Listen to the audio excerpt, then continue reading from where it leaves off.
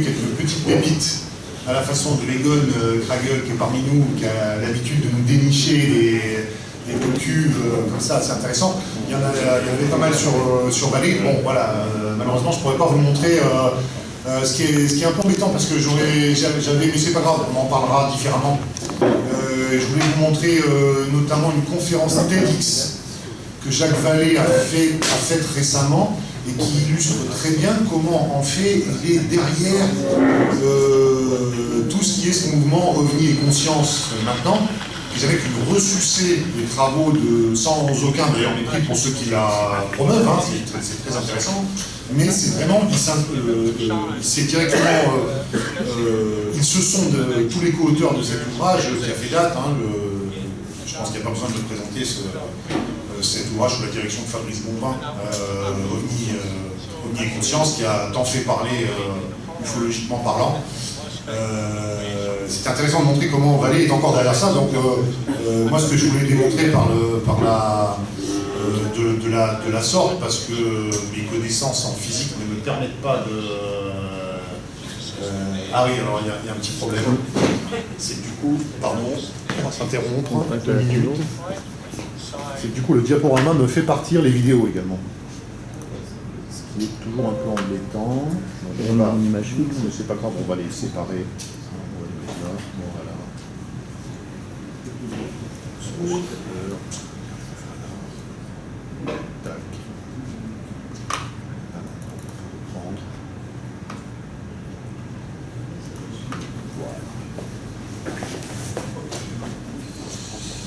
Donc voilà, c'était une façon de vous, c'était une façon de vous démontrer à quel point le magistère de Jacques Vallée sur l'ufologie est important et continue de l'être, contrairement à ce qu'on pourrait penser, puisque ça fait maintenant une bonne quinzaine d'années, voire un petit peu plus, qu'il est clairement en retrait, Jacques Vallée. Donc avant de démarrer cette intervention, je voudrais remercier évidemment les organisateurs de cette rencontre, d'autant que, apparemment de ce que j'ai cru comprendre, il y a une réunion de 2 groupes ufologiques, les repas ufologiques et OVNI Paris, ce dont je me réjouis, parce que c'est toujours une bonne chose, que finalement ces vieilles querelles qui pour la plupart d'entre nous ne nous intéressent pas ou ne nous concernent pas, soient de la sorte enterrées, et que voilà, les ufologues d'un même territoire puissent se rencontrer. Je voudrais donc remercier évidemment chaleureusement les organisateurs de m'avoir convié à cette intervention. J'en suis très honoré. Je voulais préciser quand même, je dois à l'honnêteté de dire, malgré la splendide affiche qui a été faite me concernant cet événement, que je ne suis pas historien. Hein, je ne suis pas plus historien que macronien, par exemple. Hein. J'ai certes une maîtrise d'histoire, mais l'historien, c'est vraiment celui qui en fait son métier. Moi, je me suis jamais contenté, au travers de 2 bouquins que j'ai fait paraître en 2007, Un fait maudit, et le premier tome de l'histoire de l'ufologie française en 2011. Je suis vraiment sans fausse modestie aucune, simplement un compilateur, un vulgarisateur, qui a juste souhaité écrire un bouquin qu'il ne trouvait pas dans la littérature ufologique. Voilà, c'est aussi simple que ça. C'est vrai que l'histoire m'intéresse, je pense qu'il y a une histoire ufologique, qu'elle est très intéressante, qu'elle est riche, qu'elle commence à être dense, que le fait que cette affaire-là soit assez proche dans le temps, à savoir que cette histoire commence, en tout cas, dans son éclosion médiatique en 1947, n'est pas un problème, on fait bien de l'histoire du temps présent. Donc pourquoi ne ferait-on pas l'histoire des soucoupes? Donc c'était pas un problème nécessairement. Mon métier de conservateur m'a amené à avoir une certaine accointance, une certaine proximité et puis une certaine facilité avec la documentation. Donc ça m'a évidemment facilité les choses. Et donc voilà, moi ce que j'ai essayé de faire, c'était aussi de rendre hommage aux ufologues, parce que je trouvais qu'on ne le faisait pas assez, hein, et que c'était ceux qui, finalement, pour le pire et pour le meilleur, avait pris en charge le phénomène, continuait de le prendre en charge, faute d'être pris en charge par d'autres instances. On pourra parler du GEPAN, si vous voulez, sur lequel je travaille actuellement. Et donc je voulais rendre hommage aux ufologues. Ufologues dont je ne suis pas, hein, comme moi je le précise aussi, parce que souvent c'est vrai qu'on a tendance à englober tous ceux qui s'intéressent au phénomène OVNI un petit peu dans la même appellation d'ufologue. Et moi justement, connaissant des ufologues et ne respectant que trop leur travail d'ufologue, je ne me prétends pas moi-même ufologue, parce que pour être ufologue, il faut enquêter. Hein. Il faut s'occuper de cas concrets, d'observations, prendre en charge les témoins, et d'ailleurs au passage, faire preuve et faire montre d'un éventail de connaissances qui est très large, très vaste, et je serais bien incapable, pour tout vous dire, faute de compétences, d'enquêter des cas. Je l'ai fait, ça m'est arrivé de le faire, mais vraiment à ma très humble mesure. Hein. Il faut aujourd'hui avoir un certain nombre de compétences sacrément sérieuses, hein, y compris de compétences techniques pour être ufologue. Donc je vous propose qu'on démarre cette intervention donc, sur Jacques Vallée, par le commencement, un petit peu comme dans Oliver Twist. On ne va pas commencer par la petite enfance de Jacques Vallée, parce que là-dessus, pour tout vous dire, je n'ai que peu d'infos. Mais dire qu'il naît en 1939 à Pontoise, dans une famille assez conservatrice, assez traditionnelle. Le papa est un magistrat. Évidemment, Jacques Vallée, ça ne vous étonnera pas, est un brillant sujet, un brillant élève. Il poursuit des études de mathématiques, d'astrophysique, et puis on verra un petit peu plus tard, il va bifurquer, assez tardivement d'ailleurs, hein, vers ce qui sera une des grandes découvertes de sa vie et qui est en train de naître à l'époque où il s'y intéresse, à savoir l'informatique. Ce qui est fondateur chez Vallée, et qui n'est pas forcément très connu, lui-même d'ailleurs en a finalement assez peu parlé, c'est qu'il est lui-même témoin d'une observation d'OVNI en 1954, hein, au-dessus de la demeure familiale. Et dans le premier tome de Sciences interdites, qui est son journal, hein, il évoque ce cas. Il dit, je le cite, « Ce que j'observais était un cigare gris métallique, ou peut-être un disque vu par la tranche, avec une bulle transparente sur le dessus.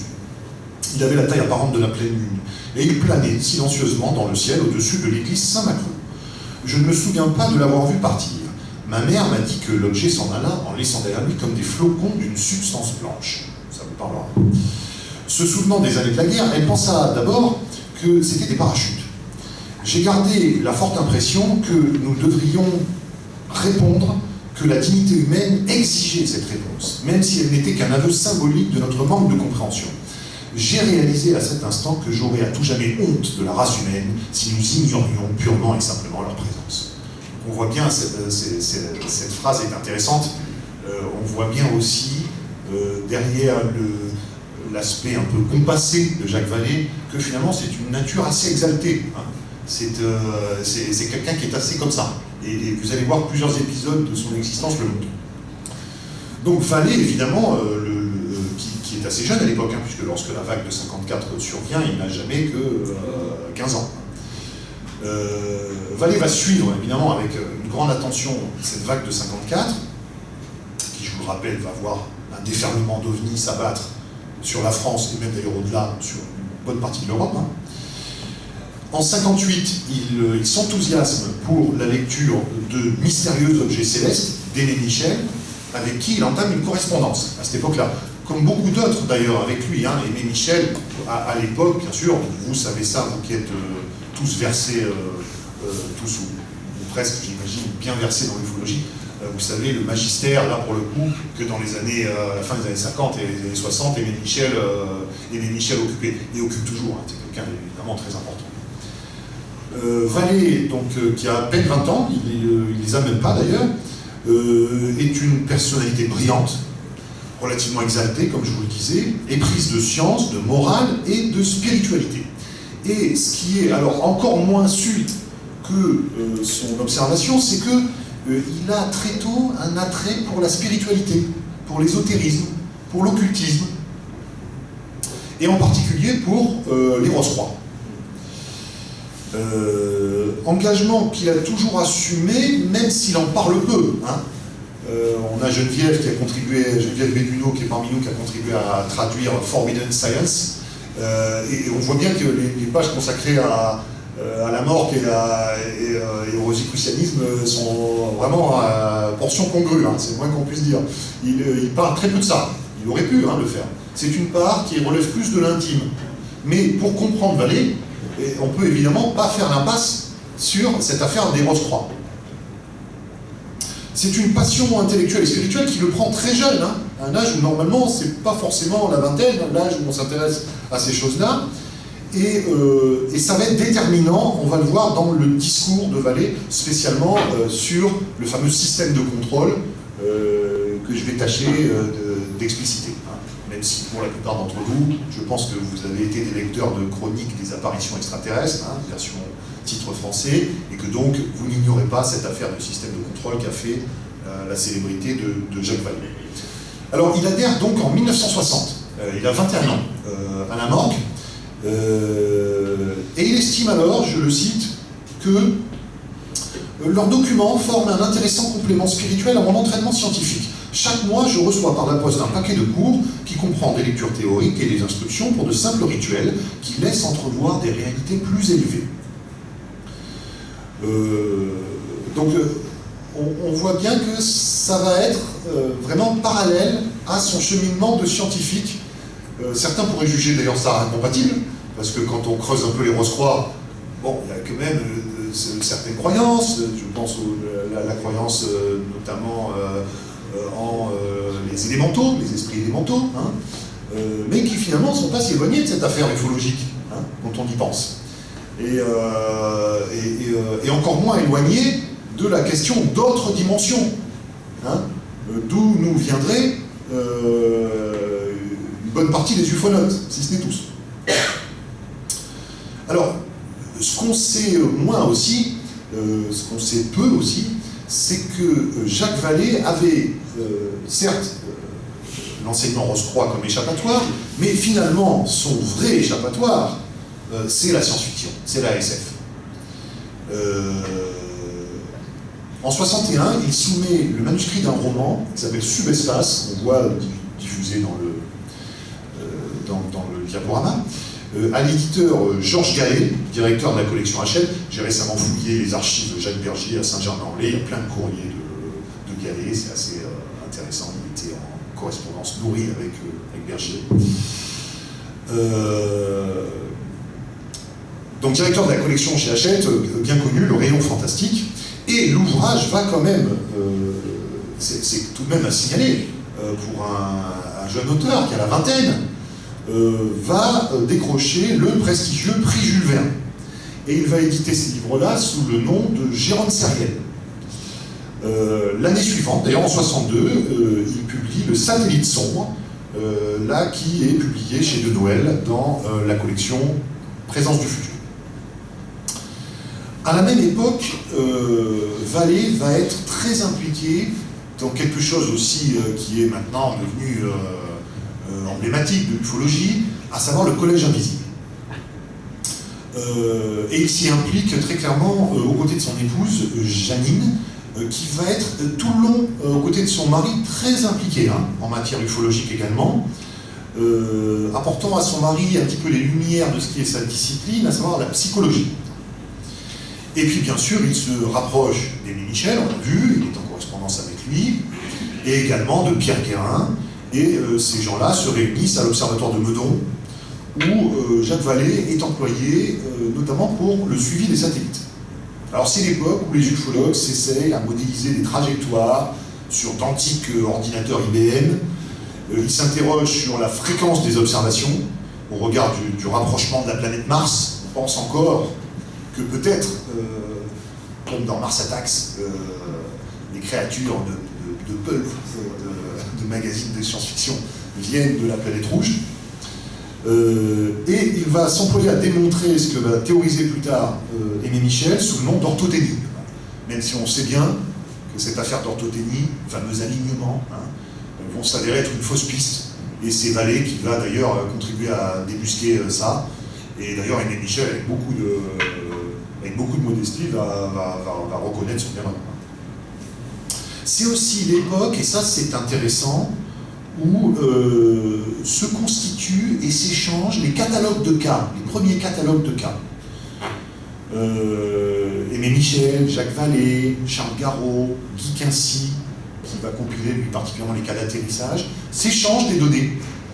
Et cela augure un traitement informatique, l'informatique balbutiante des années 60, mais les premiers traitements statistiques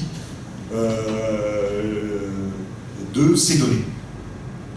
Alors, évidemment, c'est facile, 50 ans après, de pointer les insuffisances méthodologiques des uns et des autres, mais évidemment, ces données qui ont été compilées, échangées, exploitées à des fins statistiques, s'avèrent assez imprécises. Dans beaucoup de cas qui figurent dans ces données, on a même des observations qui n'ont pas franchement été enquêtées, des rapports de presse,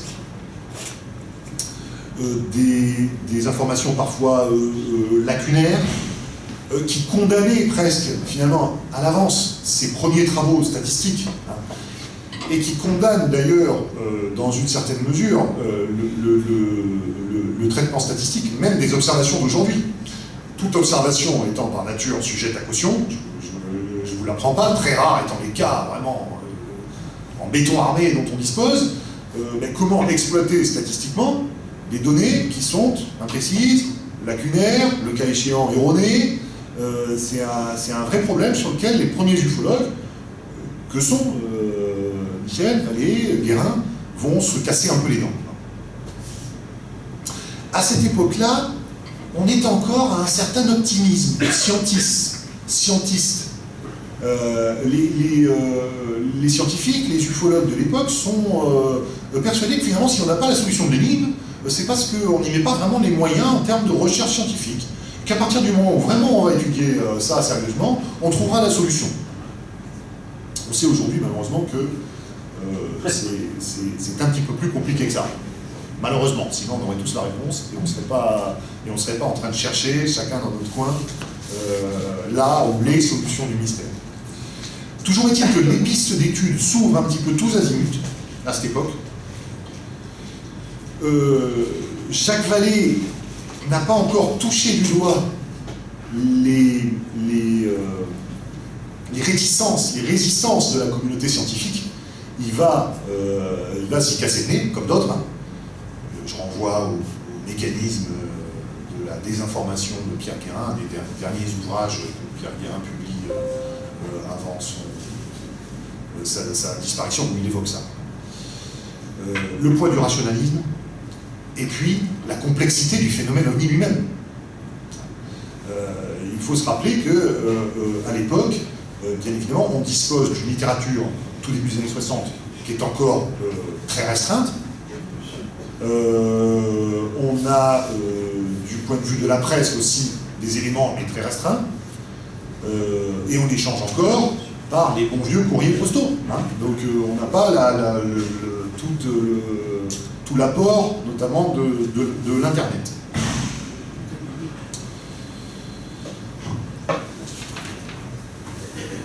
Alors, cette affaire du collège invisible, je m'y arrête quelques minutes parce qu'elle est importante.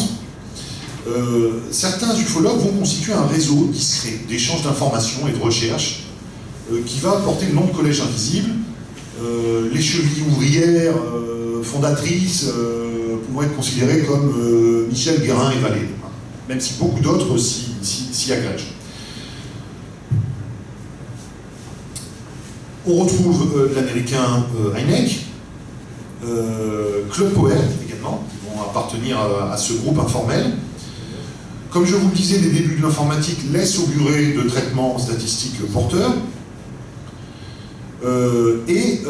Beaucoup d'ufologues sont alors persuadés qu'il faut chercher un ordre dans le chaos des manifestations d'OVNI. Il semblerait même que ce soit cette question-là, ce serait apparemment Cocteau qui aurait glissé à Aimé Michel en lui disant « cherche l'ordre dans le désordre ». Il faut que tu arrives à trouver l'ordre dans le désordre. À ce que j'en sais, on cherche encore l'ordre dans le désordre. Alors l'idée, bien sûr, c'est de prouver que la Terre est l'objet d'une campagne systématique de contrôle et qu'une conscience intelligible et unique, d'ailleurs, se dissimule derrière le fait OVNI.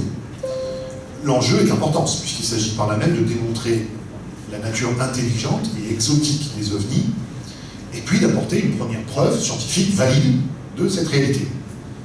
Ils sont également convaincus qu'il y a une certaine urgence à étudier les faits, à échanger, voire orienter dans un sens commun des recherches disparates, et également à collationner les observations, cataloguer les observations, leur attribuer une classification, de crainte qu'ils ne disparaissent dans l'oubli, que les pouvoirs publics, la science très marquée par l'union rationaliste, en France, vous savez, et la presse respectable le prépare.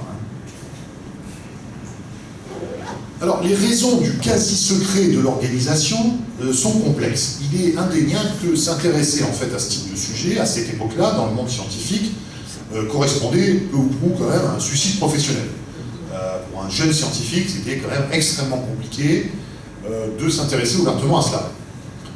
Guérin et d'autres vont expérimenter très concrètement cette réclusion. Je ne parle même pas de Jean-Pierre Petit, où là, sans doute que son caractère un peu tempétueux y est aussi pour quelque chose, indéniablement, mais simplement le fait qu'il se soit intéressé à cette affaire-là lui a coûté fort cher. Mais cette considération n'est pas la seule cause de la furtivité du Collège Invisible. Leurs membres étaient loin de considérer comme un objectif la reconnaissance officielle du sujet. Je cite encore une fois Jacques Vallée dans Science Interdite. Cette reconnaissance ne me semble guère souhaitable. Il s'y associerait des procédures bureaucratiques, de longs délais, des comités à propos de tout et rien. Les responsables chargés de superviser la recherche et de contrôler les budgets seraient les mêmes savants qui ont nié absolument la réalité du problème et ont traité Aimé Michel d'escroc. Notre recherche serait émasculée par leur manque d'imagination, leur besoin de réduire tout à ce triste état qu'ils nomment, forme à la propos, le rationalisme, et qui n'a rien à voir avec la raison. Alors, quand même, quand on lit ces phrases-là, écrites dans les années 60, on se dit, étonnante pour le coup, précognition de ce que sera le comité Condon, quelques années plus tard. Donc on peut dire que cette confidentialité du Collège Invisible n'est pas uniquement due à la volonté de ses animateurs d'échapper aux foudres de leurs pairs scientifiques, d'avoir à en souffrir en termes de carrière, c'est aussi clairement une volonté de voir la recherche sur le sujet s'organiser tranquillement et en toute sérénité. En 1975, quelques années après que le QFOS, Center for UFO Study, de Heineck ait intégré Jacques Vallée et l'essentiel des savants américains qui étaient impliqués dans le Collège Invisible, Vallée publie un livre éponyme, le Collège Invisible, justement consacré aux quelques scientifiques, je cite, qui enquêtent sur les faits paranormaux. Je cite donc un extrait du Collège Invisible paru en 1975 chez Albin Michel, Le schéma de l'impossible. Les travaux du Collège Invisible sont révolutionnaires parce que les savants qui le composent, une centaine dans 5 ou 6 pays, défient une certaine conception de l'autorité scientifique lorsqu'ils affirment que ces observations étranges méritent d'être étudiées et que nulle théorie à leur sujet, même fantastique, ne doit être rejetée sans analyse. Depuis un quart de siècle, ils consacrent à cette tâche leur temps et leur énergie. Discrètement, ils apportent leur appui aux organisations d'amateurs qui rassemblent les données, qui ne passent pas par les circuits officiels, et ils gardent intactes ces collections précieuses. De temps à autre, ils réussissent à porter la réalité du phénomène à la connaissance du public et l'informent de l'existence d'un sérieux effort de recherche. Alors cette collaboration se fait dans une jubilation, sans doute liée à la conviction des origines que les efforts conjugués de scientifiques ouverts d'esprit allaient finalement venir à bout des ovnis, dont Aimé Michel, homme dont vous avez vu qu'il appréciait et cultivait les réseaux. Et Aimé Michel, dans Les Tribulations d'un chercheur parallèle, nous fait ce récit. Article publié dans la revue Planète, en 1965. Si la publication de mon livre m'apportait une cuisante déception en me révélant le mépris du public pour le problème, qui, moi, me passionnait, elle me donna en revanche la clé d'un univers nouveau et fascinant, celui de la recherche clandestine. En moins d'un an, je me trouvais en relations épistolaires avec une foule d'hommes de science de France et de l'étranger, surtout des pays anglo-saxons, astronomes, physiciens, biologistes, psychologues, botanistes, géologues, que sais-je. Leurs premières lettres débutaient régulièrement par la même clause de style.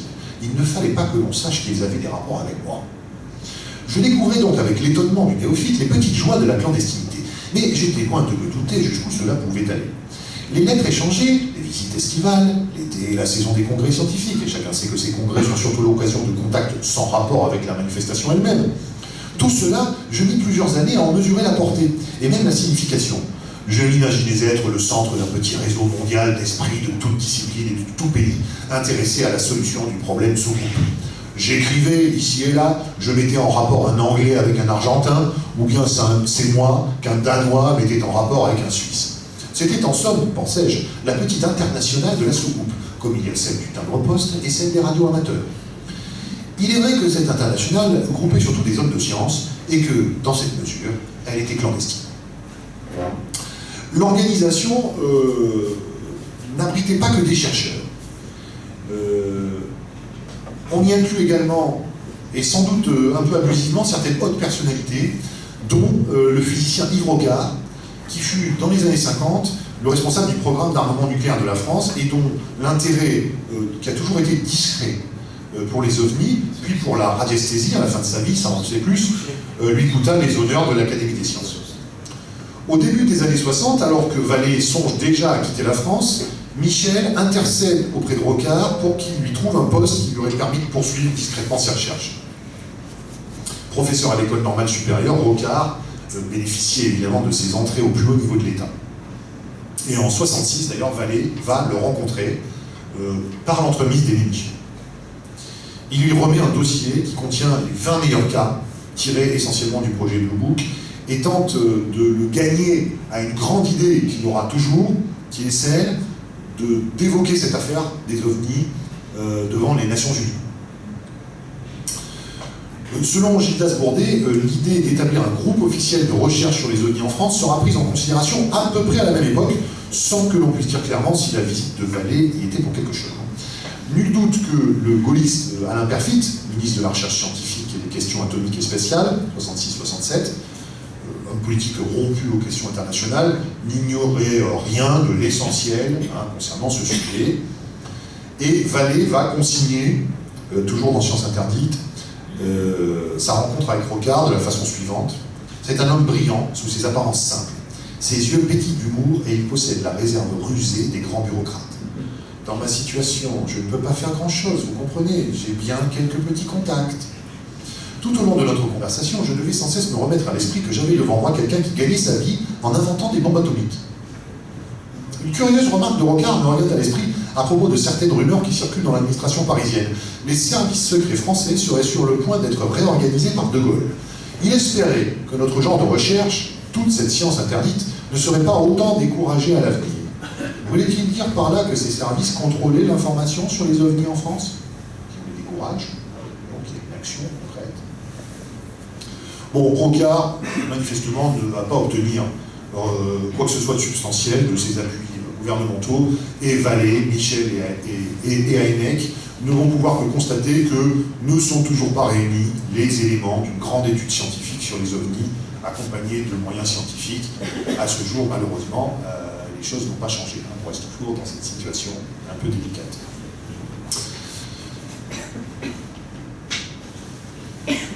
Dans l'ouvrage éponyme de Vallée, donc dans son ouvrage Le Collège invisible, il est question de la grande conclusion auquel certains ufologues scientifiques sont arrivés au vu des données du problème.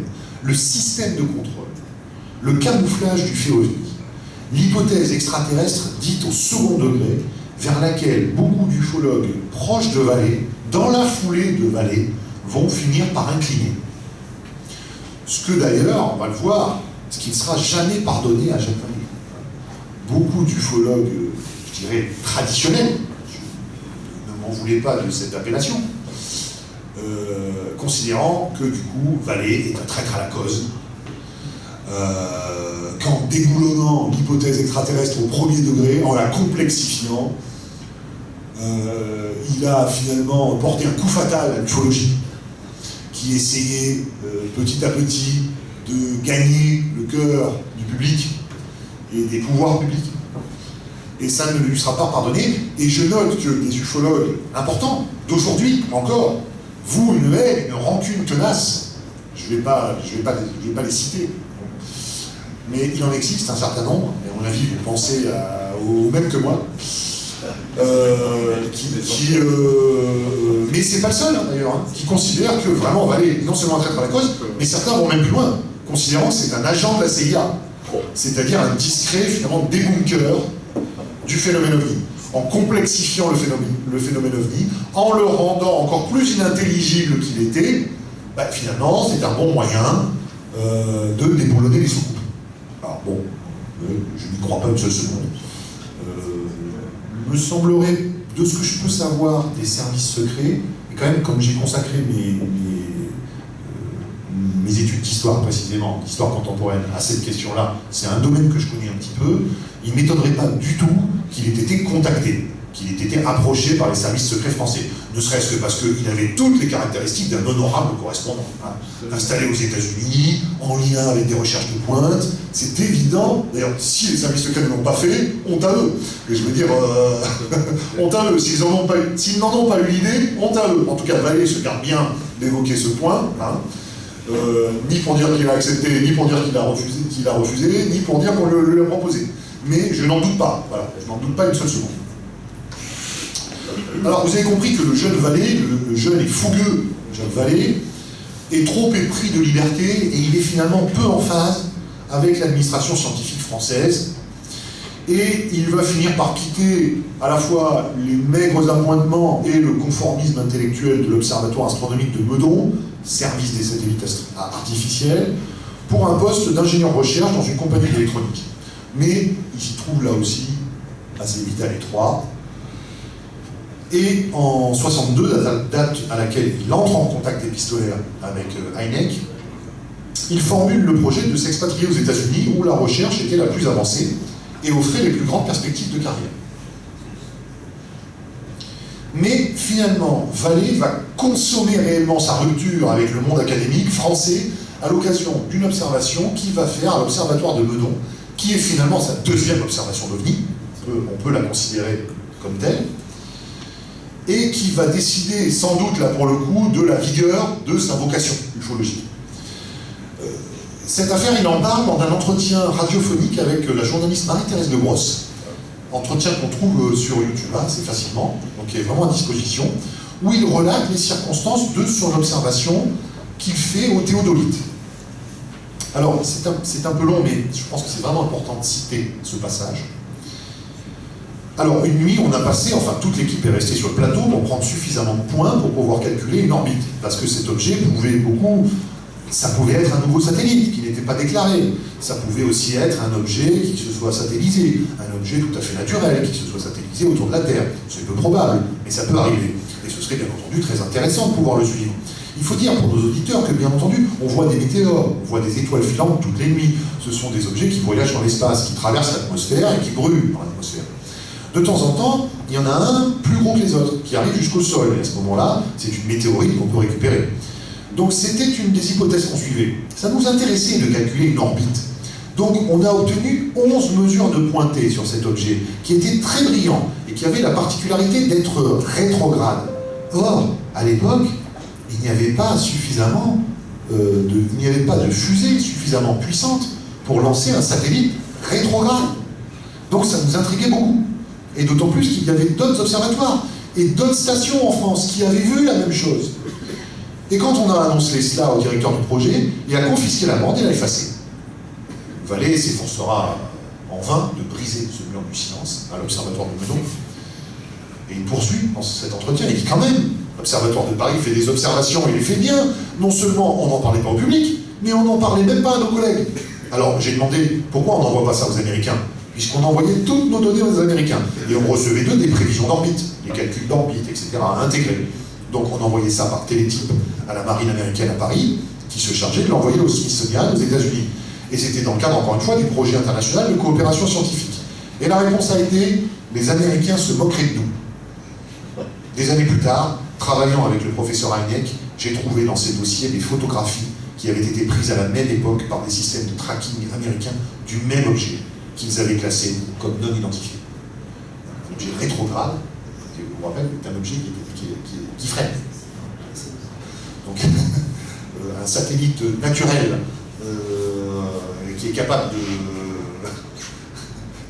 de freiner, ça n'a pas été observé encore. Hein. C'est pour le moins étonnant.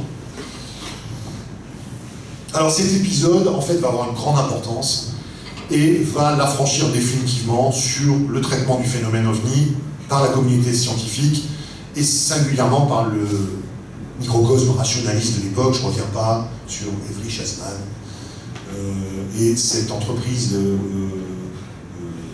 d'inspiration marxiste qui était l'Union rationaliste, qui vraiment s'efforçait de détruire la croyance au second, pas que d'ailleurs, il fait la même chose avec finalement toute la métapsychique, la parapsychologie scientifique, vraiment tout ça reste des expériences d'état modifié de conscience. Il y a toujours eu un refus en bloc de tout cela par l'Union rationaliste, d'inspiration marxiste, ce qui est assez d'ailleurs ce qui est assez gag quand on sait que dans le même temps les soviétiques s'intéressaient de manière très, très pointue à l'ensemble de ces phénomènes. Donc il est plus que jamais convaincu de devoir s'expatrier, et il va rejoindre un monsieur dont vous avez forcément entendu parler, qui s'appelle Gérard de Vaucouleurs, qui est spécialiste de l'étude des galaxies, chairman du département d'astronomie de l'Université du Texas, prestigieuse institution en cosmologie et en mathématiques, dotée à l'époque d'un remarquable centre de calcul. On est vraiment dans l'institution de pointe, lequel cherchait alors des astronomes qui fussent également des informaticiens. Et Vallée commence déjà à s'intéresser très sérieusement à l'informatique, donc il a tout à fait le profil que recherche Vaucouleurs. Et Vallée va contribuer à y développer la première carte informatisée de Mars pour la NASA, et surtout il dispose de toute la latitude possible pour exploiter les puissants ordinateurs de l'Université du Texas aux fins de sa recherche ufologique, sous couvert de Vaucouleurs, qui n'ignore rien de la coupable passion de Vallée pour le phénomène OVNI. Alors, sceptique, Vaucouleurs était assez sceptique sur le phénomène OVNI, ce qui ne l'a pas empêché vraiment de ne jamais décourager le travail de Vallée, mettant au contraire vraiment tous les moyens techniques à sa disposition, tous les moyens techniques de son laboratoire pour qu'il puisse travailler. Et en 63, il fait une rencontre fondatrice, qui est la rencontre avec Joseph Allen Hynek, conseiller scientifique de l'armée de l'air sur les OVNI depuis 1947, dont vous savez qu'il va tourner Kazakh et devenir un des plus ardents défenseurs de la réalité du phénomène. Et Vallée le rejoint, il accepte le poste de programmateur de système à l'Institut de technologie de l'Université du Northwestern, où il entame dans le même temps un doctorat en informatique. En réalité, il se trouve placé aux côtés d'une autre étudiante qui s'appelle Nancy Van Etten, et il va devenir, à ses côtés, l'assistant de Hynek, puis très rapidement, il se met à travailler à plein temps sur les OVNI. Ce qui était impossible en France. Ce qu'il arrive à faire aux États-Unis, c'était complètement impossible en France. Et vers la fin de l'année 63, après avoir conduit les premières simulations informatiques d'ampleur, c'est là qu'il est amené à réfuter notamment la théorie des alignements orthothéniques, dont nous avons vu pourtant quelle importance elle avait eu quelques années auparavant, quelle postérité elle avait eu, dans le sens où elle ouvrait une perspective de validation vraiment empirique du phénomène. Alors évidemment, à cette époque-là, Vallée va compiler un grand nombre de données, de cas, il les compulse chaque jour à l'université du Northwestern, et il plaide déjà auprès d'Hynek. C'est d'ailleurs lui, on le sait, qui va convaincre Hynek, et aussi des gens comme Poher, de la nature psychique, paranormale, au sens premier du terme, du fait OVNI. Là, je crois que j'ai plus de pile. Ah, aucun problème. Un problème de batterie au lithium. On vous entend bien. Malheureusement pas au lithium, mais apparemment. Ceci dit, je peux peut-être... Vous entendez bien sans micro, hein. Juste comme ça, hein. Je ne sais pas si ceux qui sont au fond entendent bien, pas terrible. Merci. Et non, si je voulais faire juste la lumière là, appuyer là-dessus, cette lumière, appuyer. Et on pose comme ça. Hop. Merci. Alors Heineck ne possède pas, loin s'en faut, la culture ésotérique de son disciple. Et il accueille avec intérêt, mais avec quand même un petit peu de réticence au démarrage, cette idée neuve à ses yeux. C'est que, à la différence de beaucoup, Heineck, de beaucoup d'ufologues à l'époque, Heineck n'évacue pas les récits les plus extraordinaires, les plus exotiques, les plus étranges. Or, beaucoup d'ufologues de l'époque, parce qu'ils sont gênés aux entournures, parce qu'ils se disent c'est déjà pas simple de convaincre le public, de convaincre la communauté scientifique de la réalité d'un phénomène ovni, je dirais traditionnel, une soucoupe métallique qui se balade dans le ciel. Alors si on commence à parler de singes casqués, de sucre à pâte, de nains velus, de matérialisation, dématérialisation d'objets, c'est pas possible. Vallée, lui, considère qu'il ne faut pas évacuer cette partie-là. Il faut l'affronter. Et donc, il tient compte des récits les plus étranges, de rencontres rapprochées, de phénomènes parapsychologiques.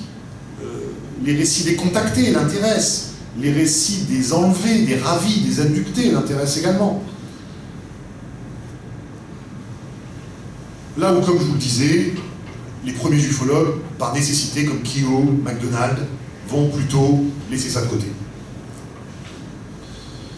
En outre, il est empreint de cette littérature nouvelle qui bouscule les savoirs et le rapport aux sciences, de ce qu'on a appelé le réalisme fantastique. Il appartient en plein à cette génération-là, et il est bercé de cette littérature.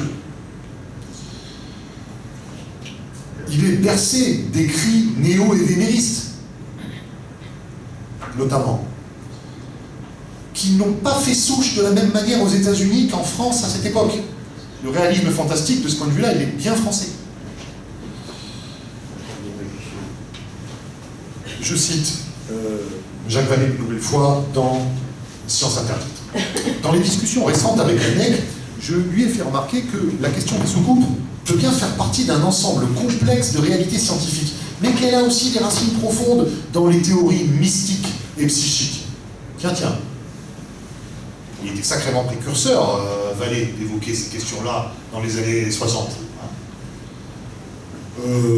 Courant d'idées qui maintenant est en train de devenir les multivers, les théories autour d'autres dimensions, qui est en train de devenir maintenant une théorie majeure, dominante. À l'époque, c'est loin d'être le cas. Je l'ai trouvé très réceptif à cette idée. Nous devons aussi nous poser la question de savoir si une intervention extraterrestre a pu être un facteur au début de l'histoire de l'homme, dans le développement de la civilisation et dans les événements bibliques.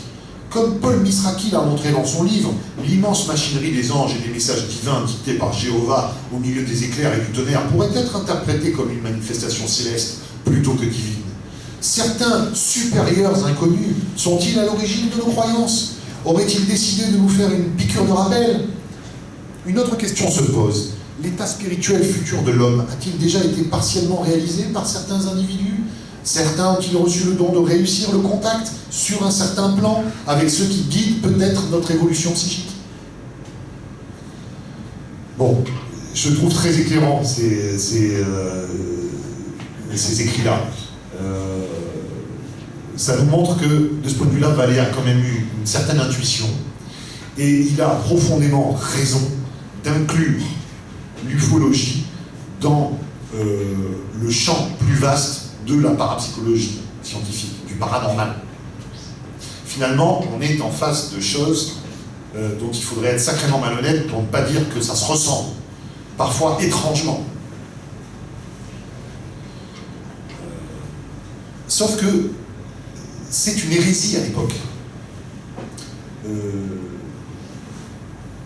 Lui est bercé par deux mouvements littéraires majeurs de l'époque. Le réalisme fantastique, que vous connaissez bien. Voilà. Et la SF. et la SF. Finalement, ces entités extraterrestres, extradimensionnelles, qui interviendraient à des nœuds gordiens de la vie humaine, ou de la civilisation humaine, ben, c'est 2001, c'est Clarke. Hein, ce sont des choses qui sont clairement investiguées par la SF de l'époque. Et Vallée est un fou de SF. Auprès d'Hynek en 1964, il est appelé à rencontrer le major Quintanilla et l'équipe Blue Book lors d'une visite dans la Foreign Technology Division de la base de l'Air Force de Wright-Patterson. Il va y déplorer l'attitude méprisante des officiels, qui exhibent quelques vagues pièces de métal récupérées sur des lieux présumés d'observation, laissant à penser que le phénomène n'avait rien de sérieux, rien de substantiel. Il découvre également la gigantesque nébuleuse de l'Air Force, à cette époque, qui est soucieuse de s'activer pour répondre aux demandes du Congrès ou ne pas déplaire à certaines grandes firmes industrielles. On rappelle le pouvoir, l'importance du lobby militaro-industriel aux États-Unis, qui de ce point de vue-là est assez singulier. En 1965, Vallée va faire sortir 2 ouvrages, Anatomy of a Phenomenon, préfacé par Hynek, et Les phénomènes insolites de l'espace, qui fut traduit en anglais par l'ufologue et diplomate britannique Gordon Creighton, pilier de la Flying Saucer Review. Il y développe déjà ce qui allait être des thématiques fortes de son œuvre, la présence ancienne du phénomène. Voilà pourquoi il va être amené à s'intéresser à des auteurs du XIXe siècle qui nous parlent de gentilhommerie irlandaise, au hasard. La densité aussi, c'est le premier à parler de densité vraiment du phénomène OVNI et les spécificités de ce phénomène. Et puis il évoque les pistes d'études scientifiques qui conduisent aux côtés du Collège Invisible, ainsi que les modèles de classification qu'il a entrepris à cette époque. Vallée est un des premiers à vraiment bâtir des classifications. Hein, c'est vraiment à l'image de ces savants du XIXe siècle, ouverts d'esprit, qui cataloguaient le réel. Hein, il s'emploie, lui, à utiliser les armes qu'il connaît, celles de la science, et on commence déjà par cataloguer les choses en science. Son second livre ufologique, pudiquement intitulé Les phénomènes insolites de l'espace, comme on l'a écrit, qui est coécrit, comme on l'a vu, qui est coécrit avec Janine Vallée, son épouse, se présente plutôt comme une somme où les auteurs font état des études scientifiques conduites depuis quelques années, de l'analyse des cas français des années 50 jusqu'à la vague américaine de 64. Et une large part de l'ouvrage évoque la théorie des alignements, hein, chère à Aimé Michel, dont nous avons vu qu'il sera l'amical fossoyeur. Il y fait également part d'une rigueur et d'une prudence intellectuelle qui en font d'emblée un cas atypique parmi les ufologues. Sans doute que Vallée est très tôt persuadé de l'exotisme d'un reliquat court, le cas d'OVNI. Donc en ce sens-là, il pourrait être qualifié de tenant. Mais c'est aussi un vrai agnostique, au sens premier du terme. C'est d'ailleurs ce qu'il dit à Marie-Thérèse de Brosse dans son interview, c'est remarquable, il dit « J'ai parfois la crainte d'être le seul à ne pas savoir ce que sont les ovnis. » C'est-à-dire qu'on est dans un débat tellement hystérisé entre phénomène de croyance aux extraterrestres et scepticisme ultra-rationaliste poussé jusqu'à son absurde, que finalement, il est très difficile, au milieu de tout ça, de garder la tête froide et de rester tout simplement ce que Vallée a toujours été, un honnête homme. Et un honnête homme face au phénomène OVNI, à mon sens, c'est une opinion qu'on est parfaitement libre de ne pas partager, mais un honnête homme, à mon sens, face au phénomène OVNI, ne peut être que agnostique. On ne sait pas, malheureusement. Et j'admire, moi, ceux qui savent. Hein. C'est très bien. Ils ont compris avant tout plein de gens. Et je vous rappelle la phrase d'Aimé Michel sur la fin de sa vie qui disait que ce qu'il savait sur les soucoupes volantes pourrait aisément tenir sur un timbre-poste. Venant d'un esprit aussi puissant qu'Aimé Michel, je pense que ça peut être médité par tous. Enfin, il est vraiment le premier, et notamment dans ce second livre, à déjà critiquer ce qu'on appelle encore l'hypothèse interplanétaire,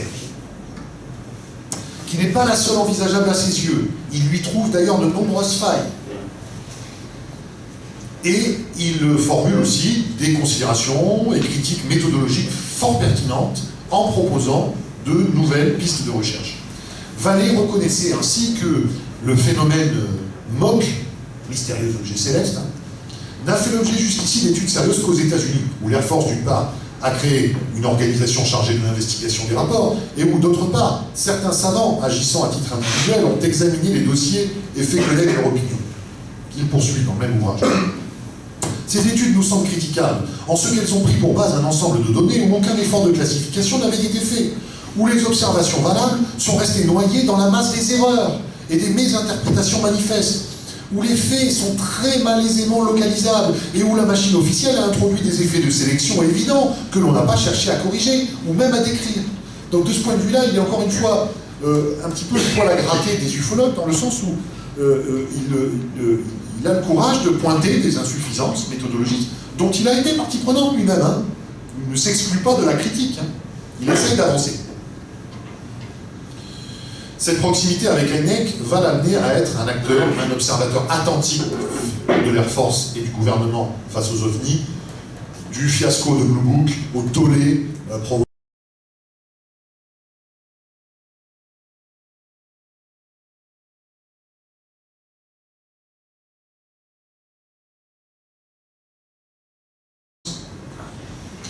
Que nous n'avons pas encore reconnu et qui est capable de manipuler des dimensions qui dépassent le temps et l'espace tels que nous les représentons. Ça doit parler à mon ami Emmanuel Thibault, épris de chamanisme, ce que Vallée écrit là. Il affecte notre propre conscience humaine d'une manière que nous ne comprenons pas.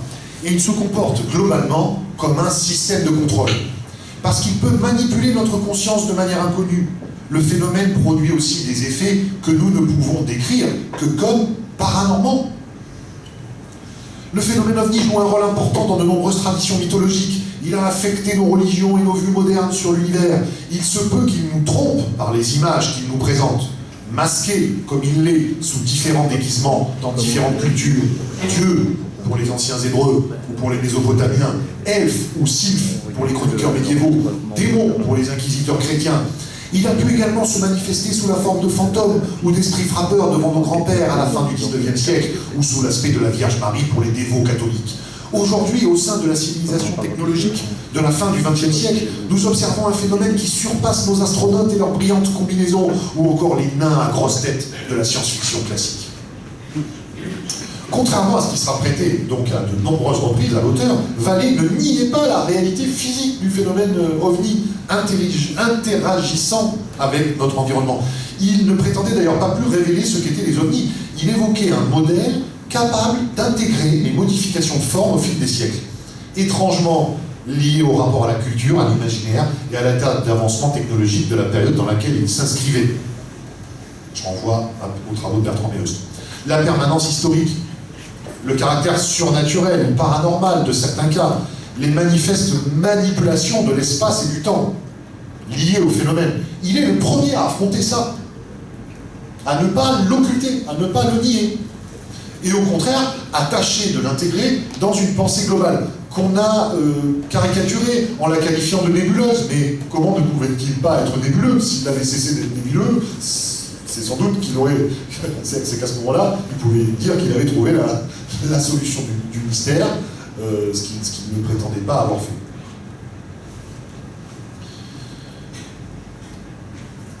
Il va prendre acte du phénomène ovni, finalement, tel qu'il nous apparaît dans les rencontres rapprochées, avec un ovni et une entité, du mécanisme de l'apparition, similaire en cela à la dynamique du miracle religieux, de la multitude de types d'ufonautes observés, du nain velu, semblable au gnome de la tradition médiévale, à l'humanoïde de grande stature, de l'absurdité de certains traits de l'équipage de l'OVNI, comme de leurs préoccupations ou propos, tels que relatés par les témoins. Vallée note que, je le cite, dans la chronique des apparitions extraterrestres, Cette attitude absurde a eu pour résultat d'écarter les hommes de sciences professionnelles de l'endroit où cette activité avait lieu. Il a aussi servi à donner au mythe des soucoupes ses harmoniques religieuses et mystiques. On va y revenir, c'est aussi quelqu'un qui s'est intéressé aux sectes. Quel courage aussi d'affronter ça. Beaucoup d'ufologues éludent cette question. Or, je pense que moi, c'est vraiment quelque chose dont j'ai eu conscience très tôt à titre personnel, et j'étais content de retrouver ça chez Vallée en me disant « Ah ben, il y avait des anciens aussi qui avaient cette idée-là de dire on a une grande responsabilité lorsqu'on parle aux gens d'ufologie. Hein. On a certainement une grande responsabilité. Parce que, justement, ces harmoniques mystiques et religieuses, on va le voir avec Vallée, la croyance aux extraterrestres peut induire un puissant pouvoir de suggestion. J'ai travaillé, moi, sur les sectes ufologiques. Et je peux vous assurer que mon travail là-dedans était vraiment une aventure dans un asile d'animés. Hein. C'est un courant qu'on ne peut pas nier. Et je ne parle pas des gentils raéliens, qui au final sont plutôt soft à côté de l'OTS, dont on sait de quelle façon il se termine, de quelle macabre façon il se termine, ou de Heaven's Gate. Dès sa sortie, l'ouvrage va susciter des critiques violentes de ceux qui ne voyaient dans la théorie de Vallée qu'un retournement d'inspiration psychosociaux. Le crime intellectuel est d'envergure.